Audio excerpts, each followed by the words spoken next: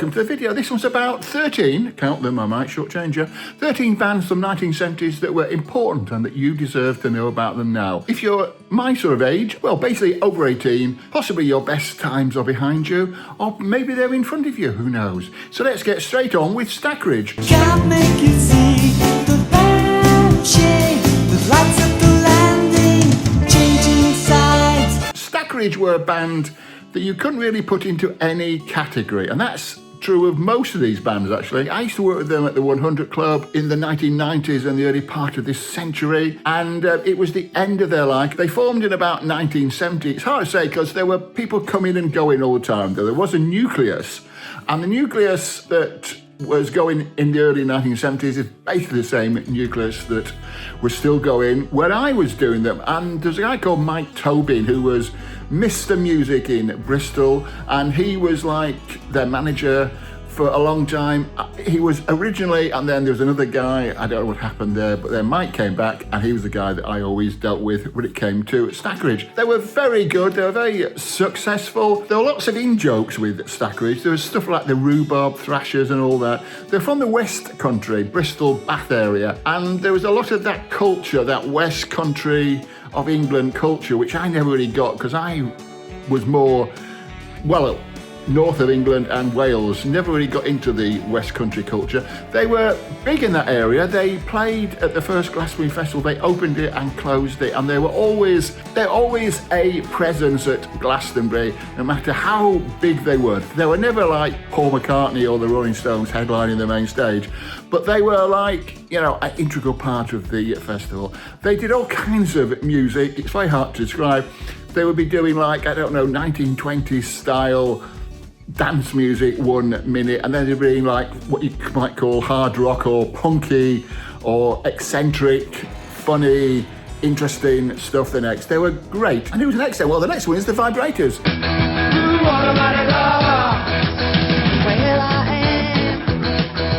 They were a band that I put on in the 80s quite a lot, and they started off, they backed Chris Spedding at the 100 Club Punk Festival. Well, he produced their first album, wrote songs for them, and they had a hit single, believe it or not. The main guy, the songwriter and the singer, was a guy called Knox. He was a very fine fellow. He always wore dark glasses in the 80s when I put him on, though I noticed that most pictures and most films of them, he's not wearing dark glasses, which is very confusing for me because my recollection is of Knox wearing dark glasses. Maybe he just, I don't know, had a hangover one particular day, and that's the memory that stuck with me. Who knows? With these things, the human memory is such a strange thing, isn't it? Caroline Coon used early days of punk, 1976, 77, mentioned the Vibrators as a type of band to avoid. They were a career band, which I don't know whether you'd call the Jam or the Stranglers a career band, or the Boomtown Rats, would you? I suppose you would, wouldn't you? So anyway, is it a bad thing? Well, maybe with punk it was. Caroline Coon had some very strange ideas, as I recall, and well, good for her, I say. And the Vibrators, I mean, last time I heard about Knox, funny enough, he was running a stall in Camden, very near the Dublin Castle, where he was selling memorabilia, and he was giving the proceeds to charity. I don't know whether he's still doing that. This is pre-COVID. He might well be. I don't know. So that's Knox, that's the Vibrators. And who's the next one we want to know? Well, the next one is the Pretty Things. I've done a big video about them just recently, so I won't go on about them too much. They were a very important band in my life. They were like, you know, just to let you know how important they were in the studio next to the Beatles when they recorded Sgt. Pepper, and the Beatles played them the first mix of Sgt. Pepper to ask what they thought of it. And that was a serious request. It wasn't like, oh, this is a new album, what do you think of it? They were prepared to make changes depending on what the members of the Pretty Things said. So they were a very important band. They started off doing covers, well, sort of covers. Their first single was called Rosalind, which was written especially for them, but they started off doing Bo Diddley style things. In fact, their name obviously comes from Bo Diddley, and because Pretty Thing, hey you pretty thing and all that. Did I just do that? I think I did, didn't I? Sorry about that. But they had the first rock opera, which was SF Sorrow. Not easy to say when you're breaking in new teeth.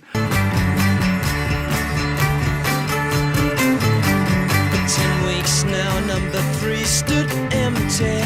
And they basically signed to Swan Song, which was Led Zeppelin's record label. The first two Pretty Things albums I bought were Parachute in 1970 and Silk Torpedo, which was on the Swan Song label in 1974. And they were just a great band. Very nice people. I worked with them as an agent. And there you go. Phil May, unfortunately, has died since. Watch my video about the Pretty Things. There's a link up there somewhere, and it goes into a lot more detail. Though I noticed that I've mentioned things in this that I didn't mention in that. So it's all part of one big thing, isn't it? And the next band I'm going to talk about is a band from Australia I had very little to do with. I only saw them live, and that was Radio Birdman. Radio Birdman were really, I suppose, people are going to say the Saints were the first Australian punk band, but I think Radio Birdman were.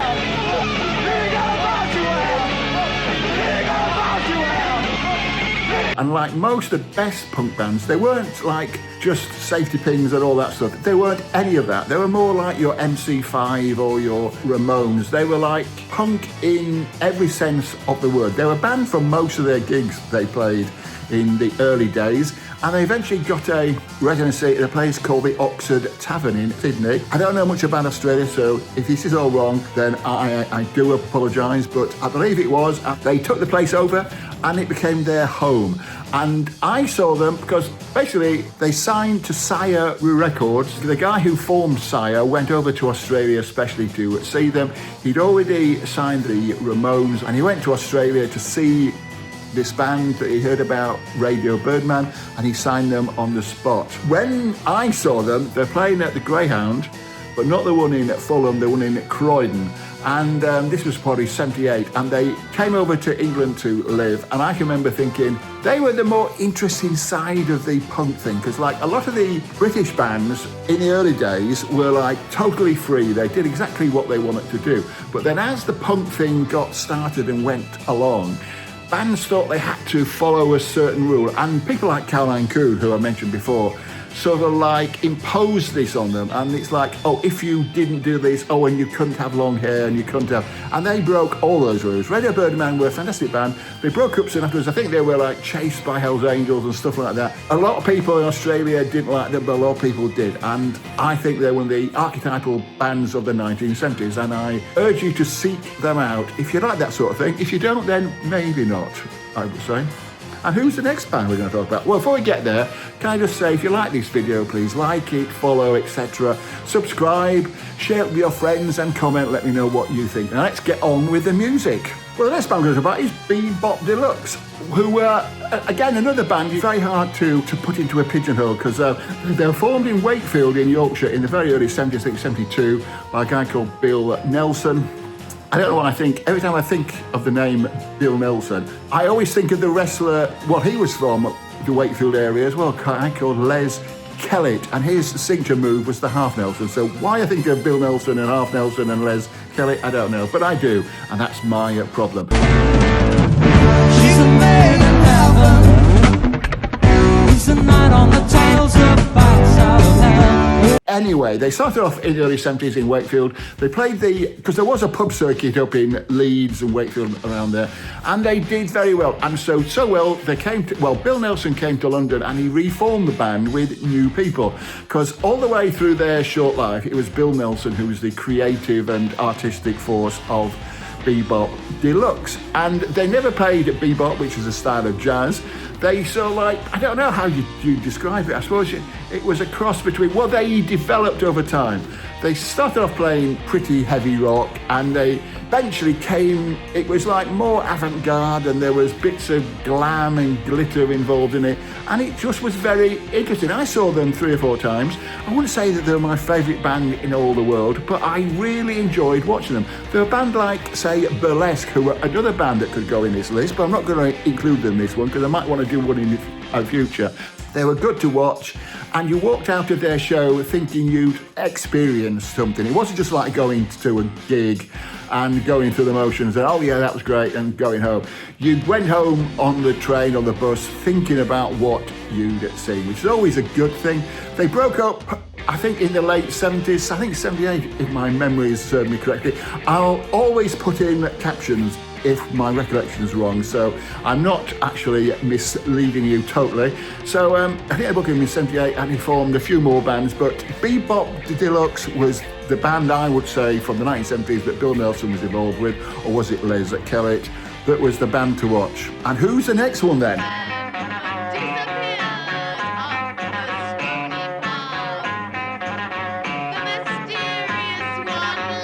Principal Edward's Magic Theatre, of course. Now, Principal Edward's Magic Theatre, in the late, well, I think 69 to 71 was when Principal Edward's Magic Theatre was at their height. So hardly the 70s, but it was partly the 70s. And they were a theatre group formed at Exeter University. And they included dancers and choreographers and technicians and musicians and writers and all kinds of things. It was like a creative...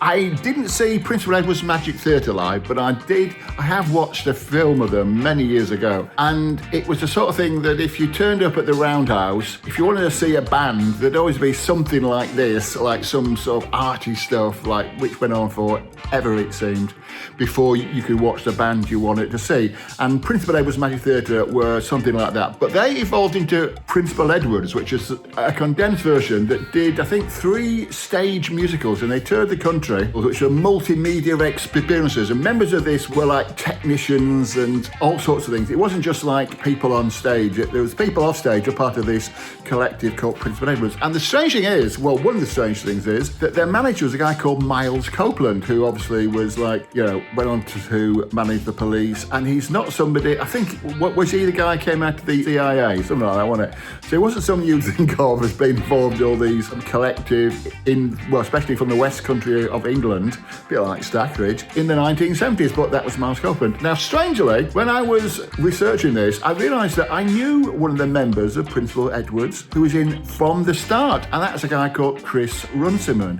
who, when I knew him, was term manager. I can remember him telling me fantastic stories about people like John Lee Hooker and people like that, and recently he got back from Montserrat when he was like helping Sir George Martin, and he was his like #1 guy out there. Well, Chris and I have spats on Facebook because his politics and mine don't quite coincide, surprisingly. Well, nobody really coincides with mine. I don't know why that is. That's Principal Edward's Magic Theatre and Principal Edward's.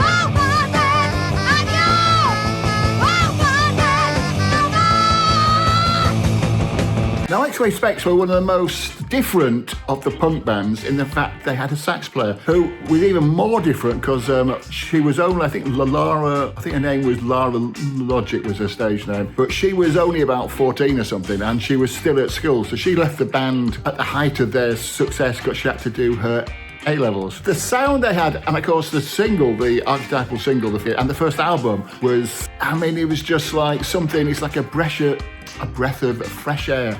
The first single, Oh Bondage, Up Yours, again, you see, it wasn't the same as everything else. Now, even though X-Ray Spex started apparently when Polly Styrene, who obviously wasn't her real name, it was a stage name, saw the Sex Pistols at a pub in Hastings, and she was blown away, and the band were formed in London. They basically didn't bother with all the stereotypes. They had a sax player who was like, say, 15, and they had all kinds of things going on. And they were just, I saw them twice live on stage. I saw them once at the Roxy and once, I can't remember the one, but it was at a larger place. Anyway, I think maybe the Music Machine or something like that. Their energy was just amazing. They only lasted for like, what, I think 76 to 79, and they only put out, I think, an album and 2 singles or whatever, but they were like something else. I mean, X-Ray Spex were totally something else. And so were the next band I'm going to talk about, which is a sensational Alex Harvey band.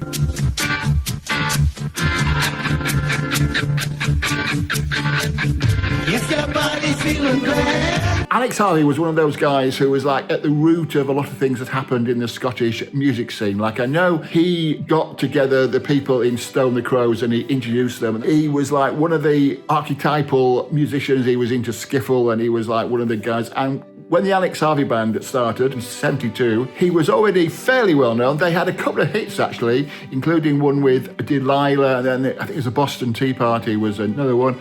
But I booked them twice. The first time they couldn't do it for some reason. I think he was ill, and they were with the same management company as Nazareth were, and so I got Nazareth instead. Not quite as good for me, and I booked them again, and again, I can't remember what happened the next time, but again, they didn't actually play, because I think they all lived in Scotland, and so they had to come down to London to play.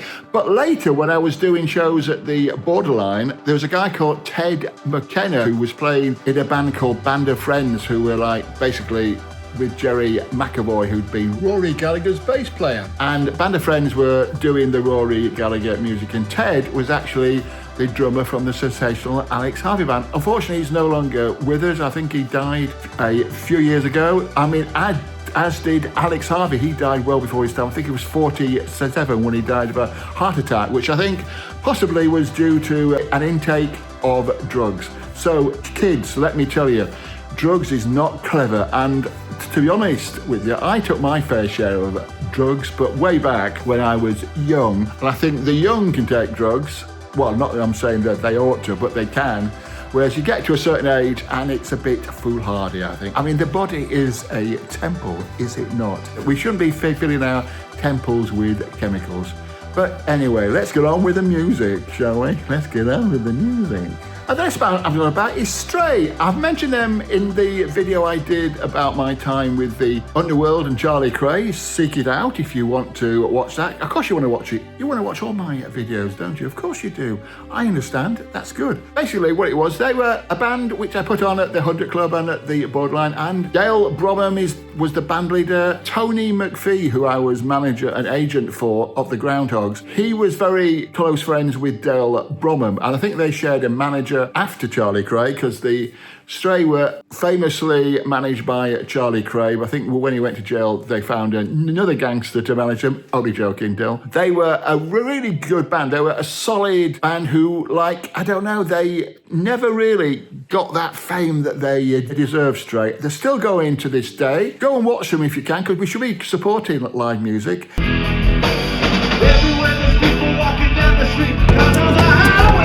And I think they're one of the best rock bands Britain has ever produced. So there you go. They're certainly one of the longest lasting rock bands, and I would definitely go and see Stray before I go and see The Who, for sure. And who's the next band I'm going to talk about? Well, The Crazy World of Arthur Brown. The Crazy World of Arthur Brown. Well, what can you say about them?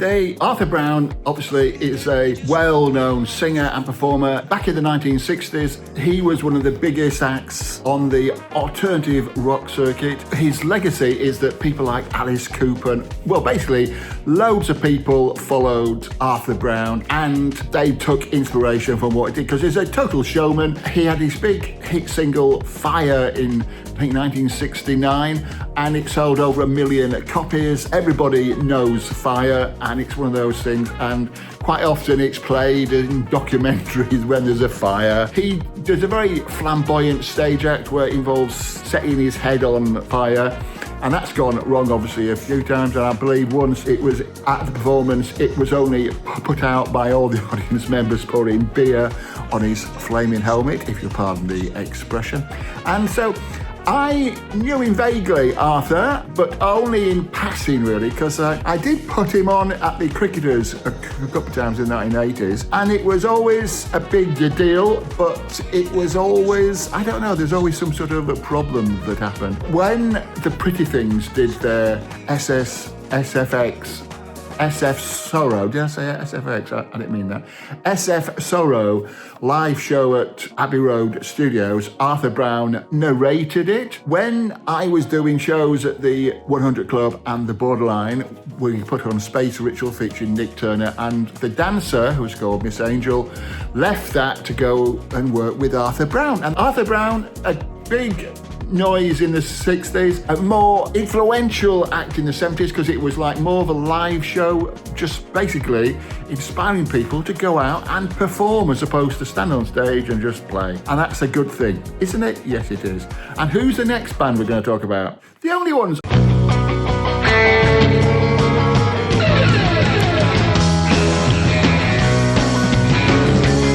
I had a bit of an input with the Only Ones because, well, let's go back to time. They formed in 1976 in South London, and it's mainly Peter Perrett who's the singer and the songwriter. And their big song was Another Girl, Another Planet, which for many people exemplifies and is the song of punk. It's like, if not punk, then new wave, because it was it was something that it was a new sound. It was just right for the times. In fact, I think it's right for these times.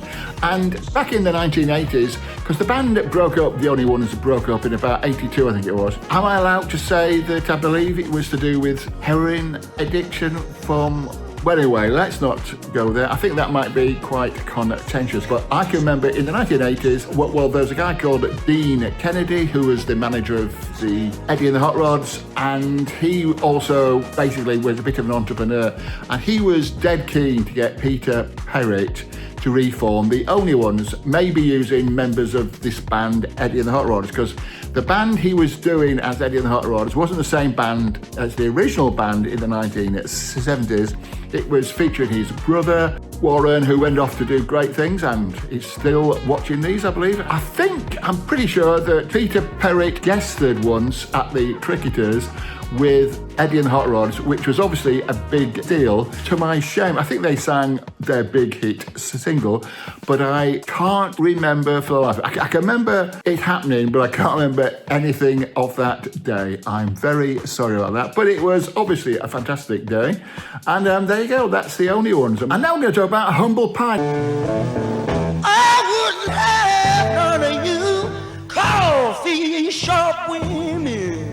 Let's go right back to the start. Steve Marriot, as we know, was the lead singer and guitarist in the Small Faces, and he wanted a stronger guitarist in the band, and he was pushing for his friend Peter Frampton to join the Small Faces. But Ronnie Lane and Ian McLagan of the Small Faces seemed to be dead set against this happening, because they backed Johnny Holiday, who was like a French rock star in Paris, for a recording session, and Steve Marriott thought this would make his band members more likely to accept Peter Frampton after they'd worked with him for like a week or whatever it was. And unfortunately, it was the opposite effect. So what happened was Steve Marriott stormed out of the Small Faces. They were doing a show on New Year's Eve, I think it was 69, in Alexandra Palace with Alexis Corner, and Steve Marriott just stormed the stage, and that's the last time he ever appeared with the Small Faces. And then, as we know, the Small Faces became the Faces with Rod Stewart, and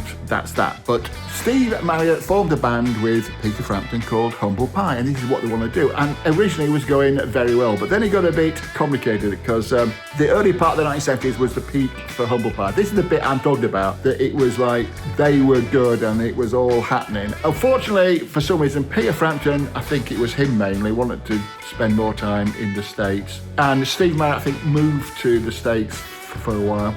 And then, strangely, Peter Frampton, I don't know whether they had an argument, because Peter Frampton left Humble Pie and Steve Marriott did loads of things. He got in some black backing female singers and expanded the sound. And I thought it was very interesting, but it never really took off. And so eventually Steve came back to Britain and he started working on the London pub rock circuit, which is where I met him. But Humble Pie still has there's still a little part of my heart which says Humble Pie were one of the good bands of the 1970s, and we should check them out more. And the 13th band that I'm going to talk about is Nektar. Lucky for some, eh? Well, Nektar is a band you wouldn't expect me to talk about with any great affection, because they were a progressive rock concept band who put out concept albums in the 1970s and 1980s. I shouldn't like them, but I do for some reason. Don't ask me.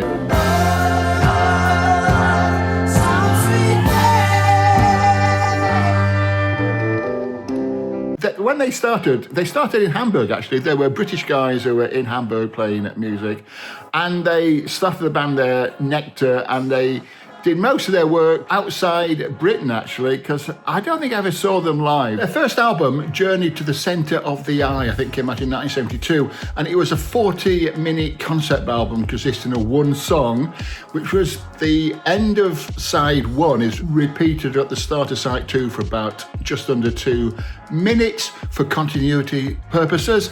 And it's basically about an astronaut who gets knowledge from extraterrestrials. And then their third album, which I can't remember the title of, which was about a blind boy that gets the same kind of thing from extraterrestrials. And they continued on that sort of theme. The lineup changed a bit. For a while, every member of the band was credited with everything. So individual members didn't get special songwriting credits or anything like that. Eventually, they signed to a major label and they put out an album which was like much more high-tech, much more Pink Floyd-y type thing, and then they broke up. This was around just after punk, so a lot of these sort of bands, I think, realised, I'm not sure it's realised, or whether the record companies or whoever was in charge of the finances realised that they were perhaps on the wrong end of history. Who knows? There were members of the band who didn't appear on stage and stuff like that, and it was all very, I don't know, very progressive. And as vindication, Ian Curtis from Joy Division was also a big fan apparently, and he was photographed several times in a Nektar t-shirt. So whether he was doing it ironically, I don't know. Am I doing this ironically? I don't know. Well, thank you for watching. It's great to have you along. Please like, follow, blah, blah, blah, blah, blah, all that sort of stuff. You're going to like this one next, I think. See you next time. Goodbye.